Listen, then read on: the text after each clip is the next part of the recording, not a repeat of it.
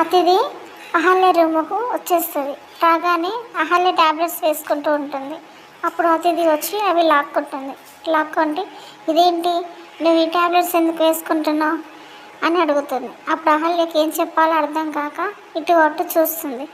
అప్పుడు అతిథి అంటది కదా, ఇవి ప్రెగ్నెంట్ వాళ్ళు వేసుకునే ట్యాబ్లెట్స్, కొంపదీసి నువ్వేమైనా ప్రెగ్నెంట్వా అని అడుగుతుంది. అడిగి అంటది కదా, అయినా మీకు మొన్నే కదా పెళ్ళైంది, ప్రెగ్నెంట్ అయ్యే ఛాన్సే లేదు, మరి ఎందుకు ఈ ట్యాబ్లెట్స్ వేసుకుంటున్నావు అని గట్టిగా నిలదీస్తుంది.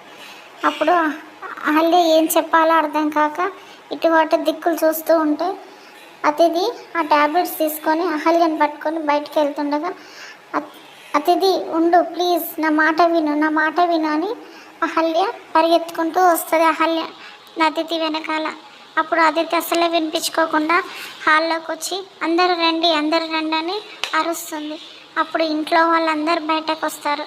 బయటకు వచ్చి గౌతమ్ వాళ్ళ అక్క ఉండంటే, ఏమైంది అతిథి, ఎందుకు అలా అరిచావు అని చెప్పి గౌతమ్ వాళ్ళ అక్క అంటే, ఇవేంటో తెలుసా మీకు అని ట్యాబ్లెట్స్ని చూపిస్తుంది అతిథి.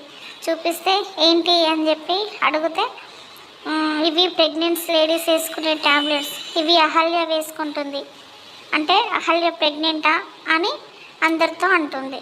అప్పుడు అందరూ షాక్ అయి అహల్యను చూస్తారు. అసలు ఏం జరుగుతుందో అనేది నెక్స్ట్ ఎపిసోడ్లో చూద్దాం.